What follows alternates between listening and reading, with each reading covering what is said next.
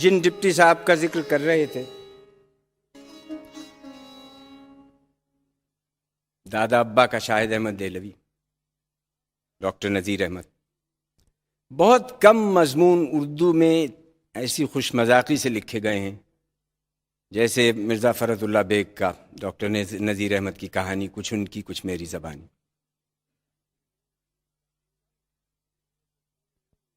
سن 1903 میں میاں دانی نے اور میں نے ہندو کالج دلی سے ایف اے کا امتحان پاس کیا اور دونوں مشن کالج میں داخل ہو گئے۔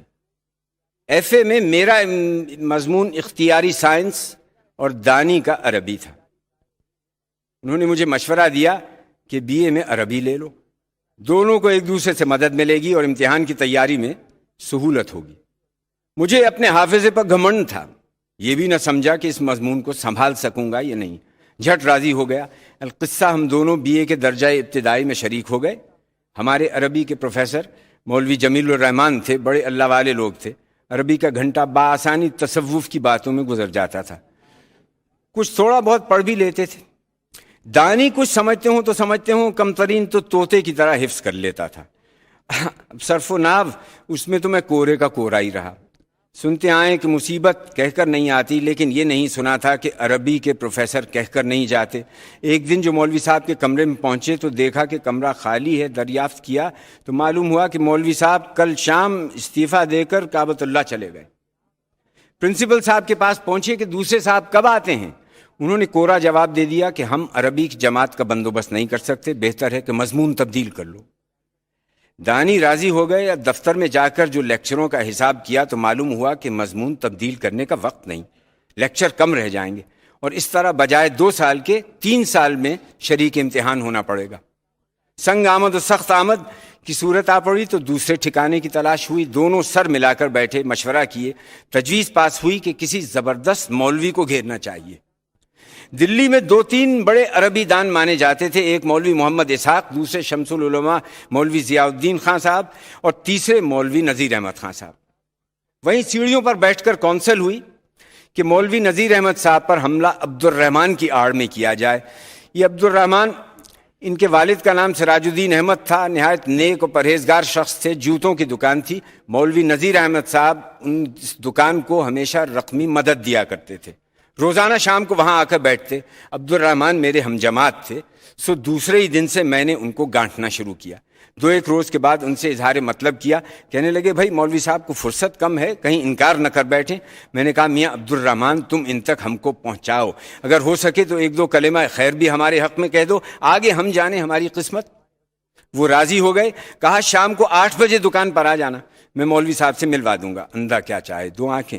ٹھیک 8 بجے ہم دونوں سراج الدین صاحب کی دکان پر پہنچے۔ یہ دکان فتح پوری کی مسجد کے قریب تھی۔ جا کر کیا دیکھتے ہیں کہ مولوی صاحب بیٹھے سراج الدین سے کچھ رقم کا حساب کر رہے ہیں۔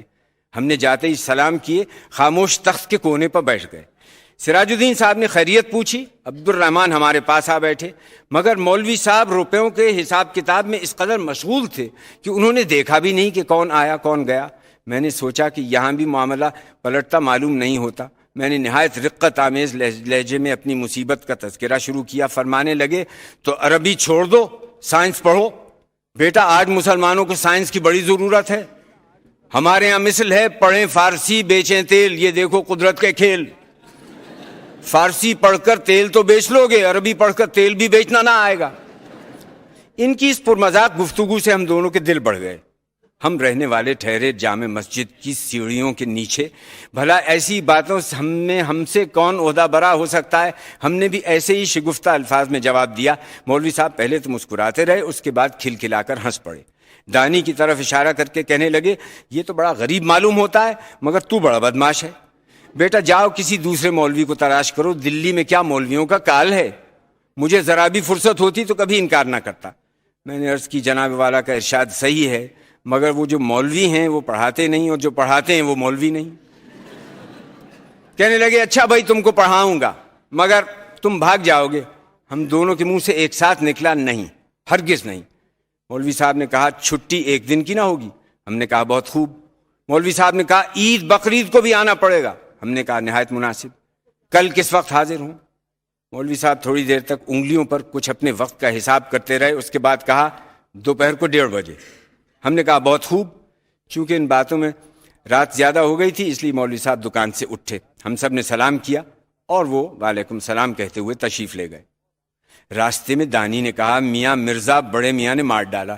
11 بجے کالج سے پڑھ کے نکلیں گے, کشمیری دروازے سے چل کر چوڑی والوں آتے آتے 11:30 بج جائیں گے. دم نہ لینے پائیں گے کہ مولوی صاحب کے یہاں چلنے کی تیاری کرنی پڑے گی. کہاں چاوڑی اور کہاں کھاری باولی.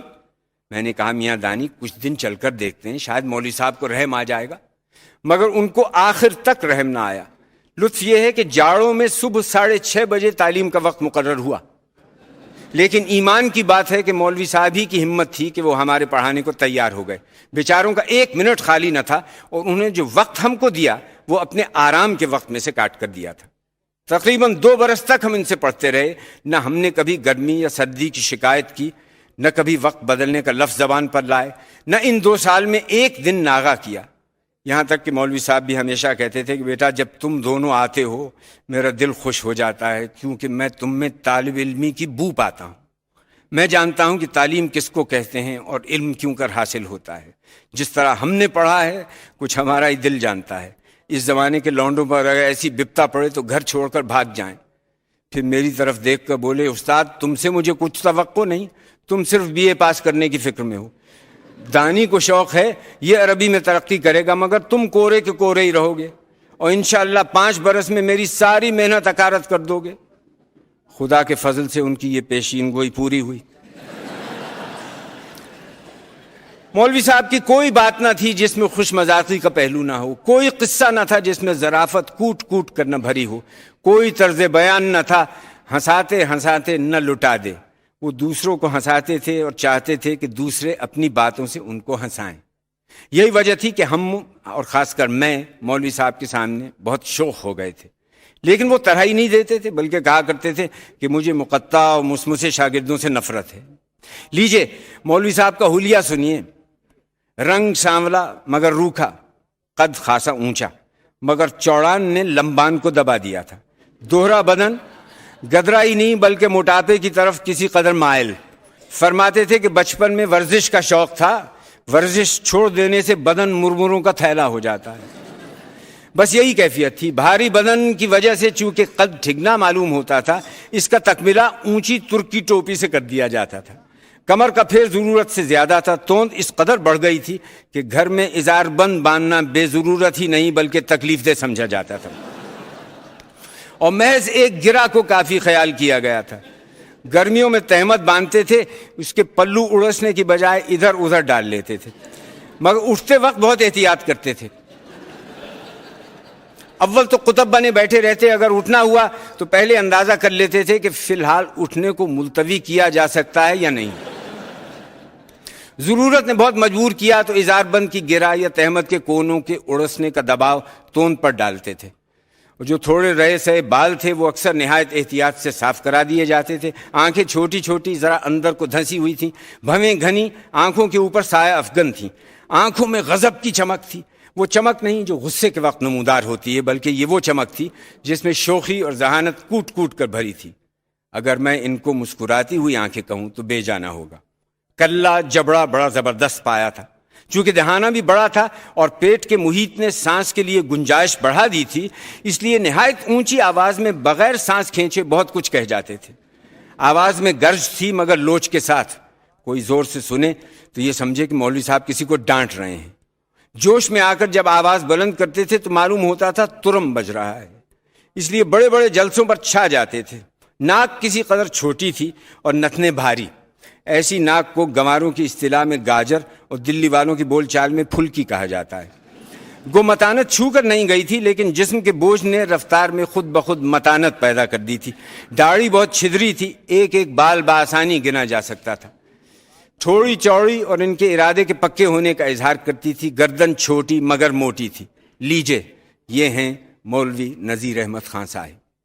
اب رہی لباس کی بحث تو اس کا بھی حال سن لیجئے. جنہوں نے سٹیج پر ان کو شالی رومال باندھے کشمیری جبہ یا LLD کا گاؤن پہنے دیکھا ہے، انہوں نے عالی جناب شمس العلماء مولوی حافظ ڈاکٹر نذیر احمد خان صاحب LLD کو دیکھا ہے، مولوی نذیر احمد کو نہیں دیکھا. اب ہمارے مولوی صاحب کو دیکھیے، آئیے میرے ساتھ. یہ گلی میں پہلا ہی مکان مولوی صاحب کا ہے. مکان 2 منزلہ ہے، نیا بنا ہوا ہے. صفائی کی یہ حالت ہے کہ تنکا پڑا نظر نہیں آتا. دروازے کے باہر دونوں پہلوؤں میں 2 سنگین چوکیاں ہیں. دروازے کو عبور کرنے کے بعد صحن میں آتے ہیں. صحن کسی قدر چھوٹا ہے. سیدھی طرف دفتر ہے، اس کے مقابل بائیں طرف بارچی خانہ ہے. چولہے بنے ہوئے ہیں، آگ جل رہی ہے، مگر برتن اور ہنڈیاں وغیرہ سرے سے ندارت ہیں. آگ صرف حقے کے لیے سلگائی جاتی ہے. کھانا دوسرے گھر سے پک کر آتا ہے. دروازے کے بالکل سامنے اکہرا دالان ہے اور اندر ایک لمبا کمرہ. گرمی کا موسم ہے. مولوی صاحب ایک چھوٹی سی میز کے سامنے کچھ لکھ رہے ہیں. کمرے کے دروازے بند ہیں، ایک کھلا ہے. باہر ایک بڑھیا پھونس چماری بیٹھی پنکھے کی رسی کھینچ رہی ہے.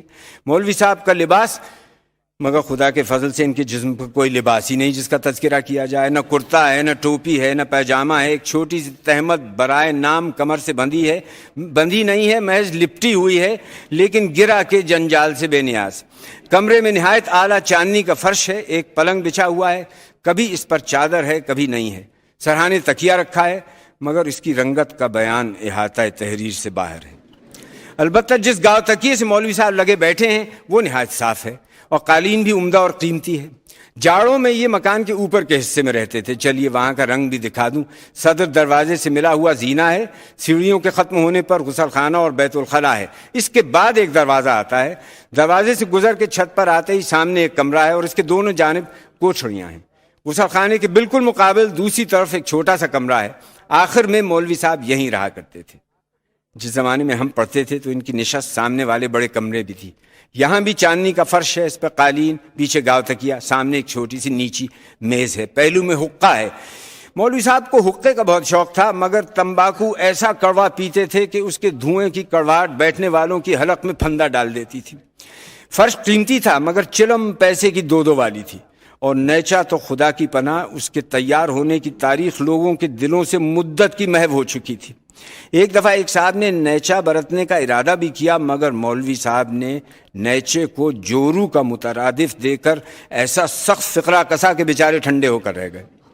خیر جاڑے کا موسم، مولوی صاحب بیٹھے حقہ پی رہے ہیں، پڑھا رہے ہیں. سر پر کنٹوپ ہے مگر بڑا دقیانوسی.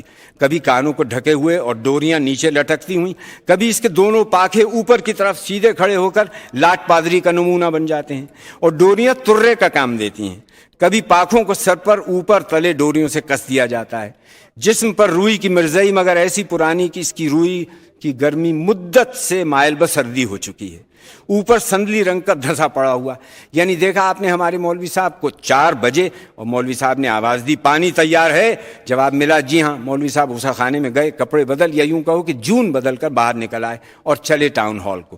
لیجئے اب یہ ہمارے مولوی صاحب نہیں رہے، آپ کے مولوی صاحب ہو گئے.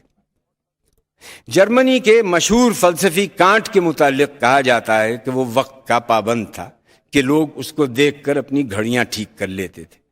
بعض یورپ پرست اس کی پابندی اوقات کو یورپ والوں ہی کا حصہ خیال کریں تو کریں.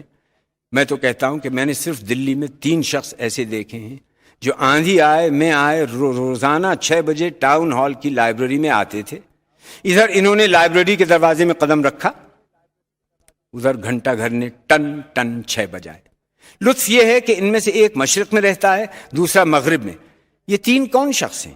ایک منشی ذکار اللہ صاحب، دوسرے رائے بہادر پیارے لال صاحب اور تیسرے مولوی صاحب.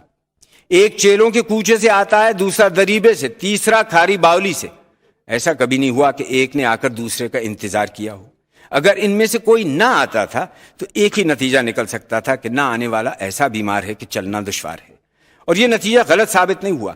میں نے خود اپنی آنکھوں سے دیکھا اور کانوں سے سنا ہے کہ اگر کسی شخص کو ان تینوں میں سے کسی سے ملنا ہوتا اور 6 بجے سے ذرا پہلے لائبریری کے کسی ملازم سے جا کر دریافت کرتا تو یہی جواب ملتا کہ اب آتے ہی ہوں گے میاں، 6 میں 2 ہی منٹ تو رہ گئے.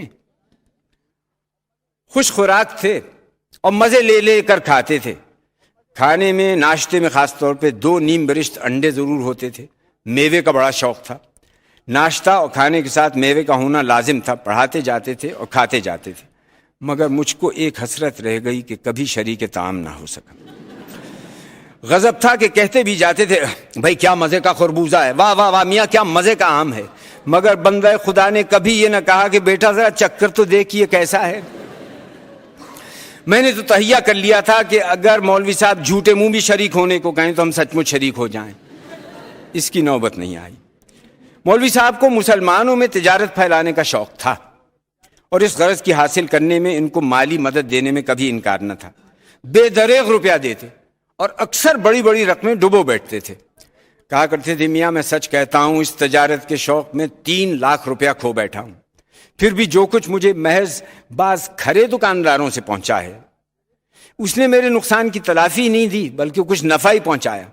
بیٹا تم بھی تجارت کرو، روپیہ میں دیتا ہوں، نوکری کی کھکڑ اٹھاؤ گے تو مزہ معلوم ہوگا۔ جس طرح روپیہ دل کھول کر دیتے تھے اسی طرح حساب بڑی سختی سے لیتے تھے، گرمی ہو یا جاڑا، دھوپ ہو یا میں۔ قرضدار کے ہاں ان کا روزانہ چکر نہ چھوٹتا تھا۔ جائے گئے پہنچے، جاتے ہی پہلے تو غلق پر قبضہ کیا، اس کے بعد کھاتا دیکھا، گردی دیکھی، سامان دیکھ بکری کا اندازہ کیا، روپیہ جیب میں ڈالا، السلام علیکم وعلیکم السلام کیا اور چل دیے۔ دوسرے دکاندار کے پاس پہنچے، وہاں بھی یہی پہلا سبق دہرایا، کوڑی کوڑی کا حساب دیکھتے، اعتراضوں کے بوچھاڑ سے پریشان کہتے اور کہتے جاتے بھائی حساب جو جو بخشش 100 فقرے کے پہلے جز سے تو بیچاروں کو روزانہ واسطہ پڑتا، لیکن دوسرے جز کا دیکھنا کبھی کسی کو نصیب نہ ہوا۔ یہ ضرور ہے کہ اگر واقعی بازار کے مندہ ہونے یا کسی اور وجہ سے ان کے کسی قرضدار کا نقصان ہوا یا دیوالیہ نکل جاتا تو پھر اس قرضے کا ذکر زبان پر نہ لاتے۔ ان کا خیال تھا کہ دلی کے پنجابی تجارت کو خوب سمجھتے ہیں، ان کو دل کھول کر روپیہ دیتے تھے، اکثر انہی کے ہاتھوں نقصان اٹھاتے تھے۔ مثال کے طور پر ایک واقعہ بیان کرتا ہوں کہ ایک صاحب جن کا نام اور ظاہر کرنا مناسب نہیں مولوی صاحب کے پاس آئے، تجارت کا ذکر چھیڑا اور مولوی صاحب کو ولایتی جوتوں کے وہ سبز پاک دکھائے کہ تیسرے ہی روز بلا کسی تمانیت کے 11,000 روپے کا چیک مولوی صاحب نے ان کے نام لکھ دیا۔ بڑے ٹھاٹ سے سنہری مسجد کے قریب دکان کھولی گئی، مولوی صاحب جاتے، گھڑی دو گھڑی وہاں بیٹھتے، دکاندار صاحب کی لچھے دار باتیں سنتے، چلتے وقت کچھ روپیہ جیب میں ڈالنے کو مل جاتے، اس لیے خوش خوش بغیر حساب کتاب دیکھے روپے کو ہاتھ لگانا گناہ کبیرہ سمجھتے تھے۔ قصہ مختصر، اصل میں سے 2-2.5 مولوی صاحب کو تھاما، اس نے دیوالیہ نکال دیا، قرقی ہوئی، مال نیلام چڑھا اور اس میرے یار نے کل سامان دوسروں کے ذریعے سے خود خرید لیا۔ مولوی صاحب کو اس چال کی کان و کان خبر نہ ہوئی۔ اس کے بعد آیا، بہت رویا، بہت ٹسوے بہائے۔ مولوی صاحب سمجھے بیچارے کو بڑا رنج ہوا، کہا بھائی جاؤ، تجارت میں یہی ہوتا ہے، یا اس پار یا اس پار، چلو گئی گزری بات ہو گئی۔ ایک روز خدا کا کرنا کیا ہوا کہ یہ چاوڑی میں جا رہے ہیں، کچھ جھٹپٹا ہوا تھا، کیا دیکھتے ہیں کہ دکاندار صاحب خوب پیے، عطر میں بسے، پھولوں کا کنٹھا گلے میں ڈالے، ایک رنڈی کا ہاتھ پکڑے، کوٹھے سے اترے اور آ کر ایک کھلی گاڑی میں سوار ہوئے۔ مولوی صاحب نے جو یہ رنگ دیکھا تو وہیں ٹھٹک گئے۔ اتنے میں انہوں نے بھی مولوی صاحب کو دیکھا، بہت مسکرا کر سلام کیا۔ رنڈی نے چپکے چپکے کچھ دریافت کیا تو ایک قہقہ لگا کر کہنے لگے یہ سب کچھ مولوی صاحب ہی کی جوتیوں کا صدقہ ہے۔ مولوی صاحب کے آگ لگ گئی، دوسرے ہی دن نالش ٹھونک دی، آخر کار ان کو ٹھکانے لگا کر دم لیا۔ لوگوں نے سفارشیں بھی کی، اس نے خود آ کر بہت توبہ طلع کی، لیکن یہ نہ ماننا تھے، نہ مانے، اور آخر جب اس کو کھک کر دیا اس وقت ان کو چین آیا۔ سود لینا جائز سمجھتے تھے، اگر کوئی حجت کرتا تو مارے تعویلوں کے اس کا ناطقہ بند کر دیتے۔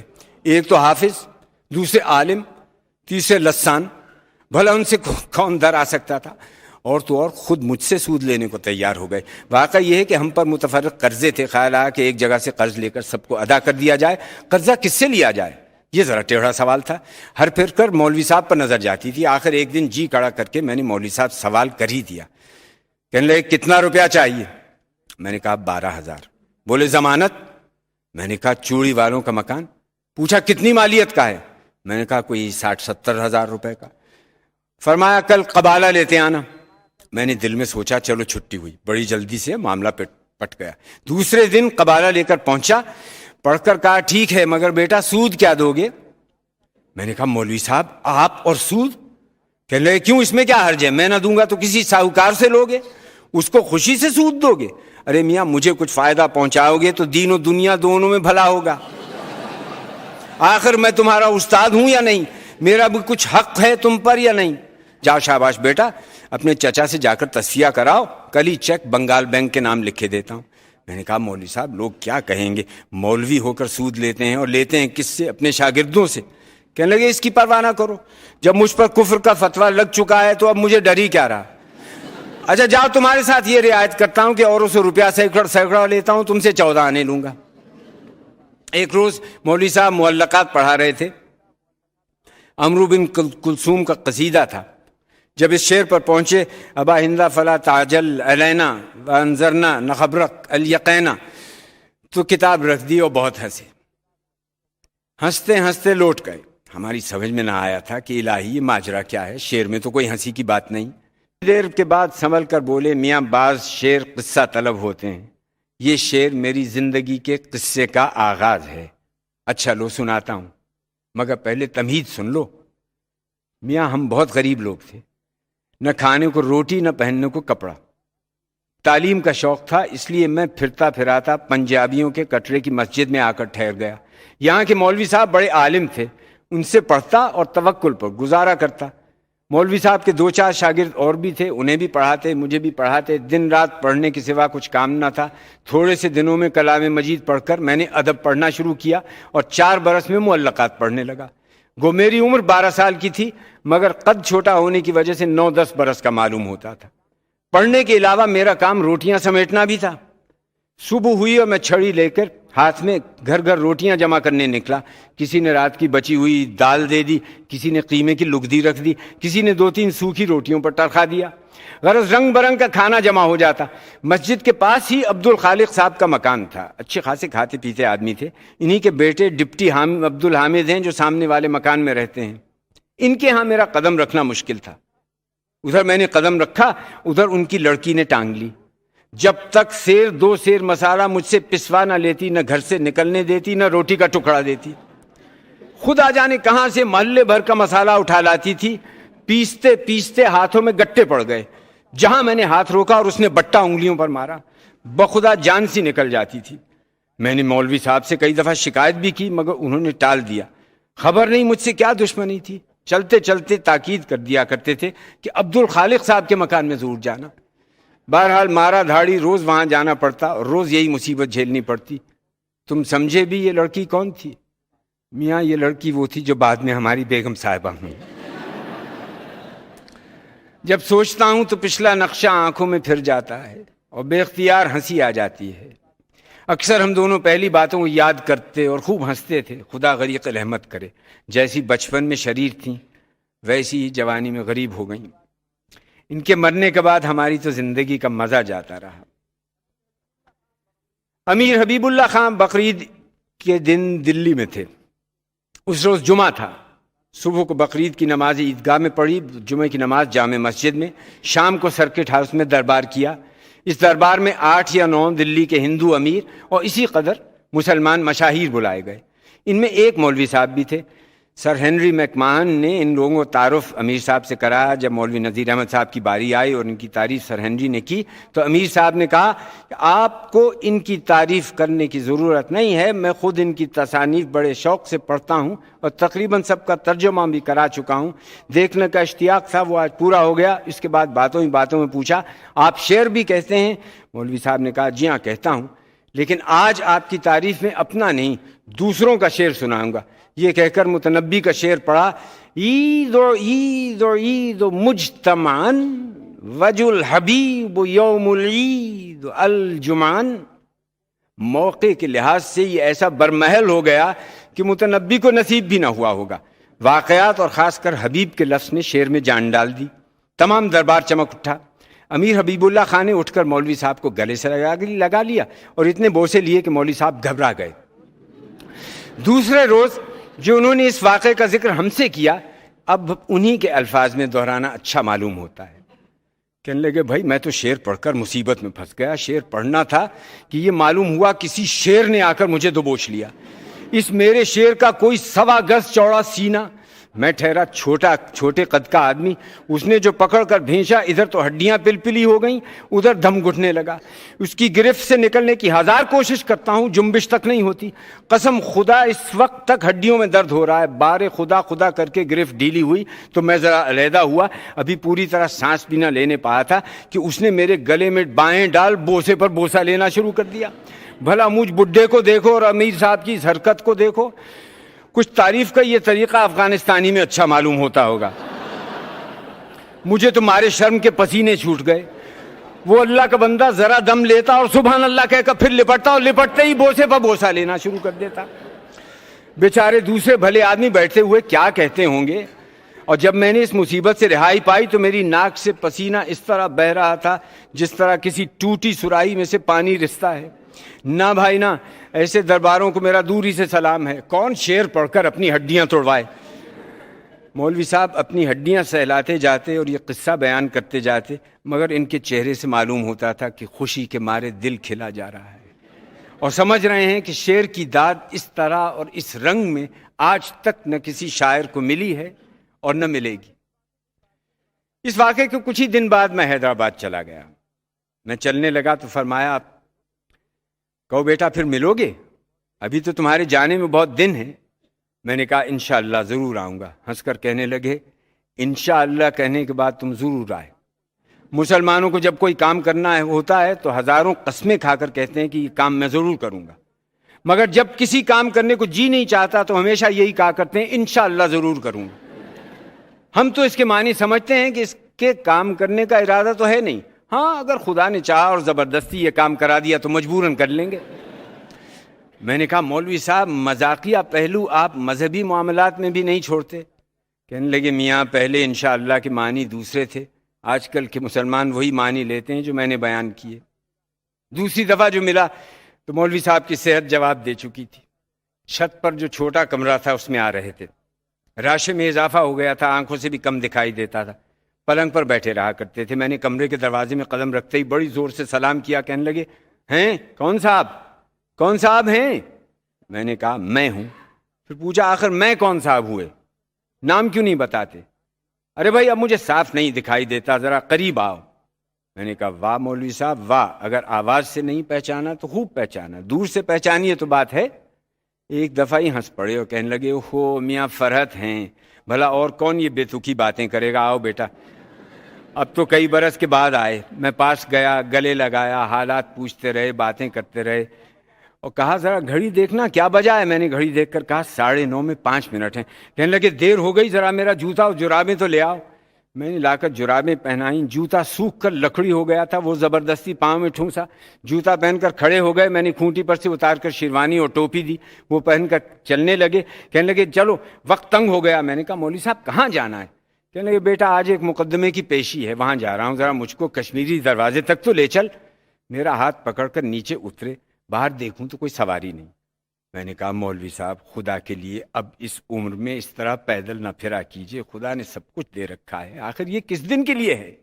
روپیہ اسی دن کے لیے ہوتا ہے کہ خرچ کیا جائے، بال بچوں کی طرف سے بے فکری ہے، پھر کیوں اس بڑھاپے میں آپ اپنے اوپر ظلم کرتے ہیں؟ ذرا اپنی حالت کو دیکھیے، کشمیری دروازے کو دیکھیے، یہ 2 میل آنا 2 میل جانا یہ آپ کو مزمحل کر دے گا، ذرا ٹھہر جائیے میں گاڑی لے آتا ہوں۔ بہت بگڑے، کہنے لگے تجھ کو میرے معاملے میں دخل دینے کی کیا ضرورت ہے، اب چلتا ہے تو چل، نہیں تو میں کسی اور کو بلاتا ہوں۔ ابھی میرے ہاتھ پاؤں نے ایسا جواب نہیں دیا کہ کشمیری دروازے تک نہ جا سکوں۔ میں نے کہا مولوی صاحب خدا کے لیے اب تو گاڑی رکھ لیجئے، اگر آپ خرچ نہیں اٹھاتے تو میں اٹھاؤں گا۔ ہنس کر کہنے لگے کیوں نہ ہو، روپیہ اچھلنے لگا ہے، کیا میرے پاس اتنا روپیہ نہیں ہے کہ گاڑی نہ رکھ سکوں؟ بیٹا بات یہ ہے کہ پہلے تو میں نے اس لیے گاڑی گھوڑا نہیں رکھا کہ سائسوں سے ڈر لگتا تھا کہ ایک تو دانہ گھاس چراتے ہیں، دوسرے گھوڑے کی مالش نہیں کرتے، تیسرے گاڑی کا آج یہ توڑا کل وہ توڑا، کون بیٹھے بٹھائے اپنی بھلی چنگی جان کو یہ عذاب لگائے اور دن رات کا فکر مول لے۔ رفتہ رفتہ پیدل پھرنے کی عادت ہو گئی، اب آخری عمر میں گاڑیوں کی ضرورت ہوئی تو گاڑی رکھتے ہوئے شرم آتی ہے کہ لوگ کیا کہیں گے کہ تمام عمر تو مولوی صاحب جوتیاں چٹکھاتے پھرے، اب بڑھاپے میں گاڑی میں سوار ہو کر پھرتے ہیں۔ نہ بھائی نہ، اب گاڑی رکھنا وزاداری کے خلاف ہے۔ یہی حجت کرتے کرتے کچہری پہنچ گئے۔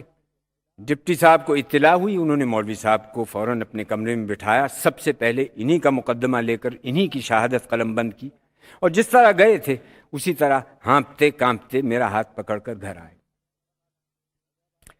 حیدرآباد آنے کے تھوڑے ہی دنوں کے بعد معلوم ہوا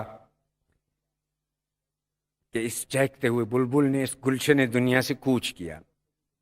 جب کبھی دلی جاتا ہوں مولوی صاحب کے مکان پر ضرور جاتا ہوں، اندر قدم نہیں رکھتا، مگر باہر بڑی دیر تک دیوار سے لگ کر دروازے کو دیکھا کرتا ہوں، اور رہ رہ کر ذوق کا یہ شعر زبان پر آتا ہے، یہ چمن یوں ہی رہے گا اور سارے جانور اپنی اپنی بولیاں سب بول کر اڑ جائیں، اللہ بس باقی ہے بس۔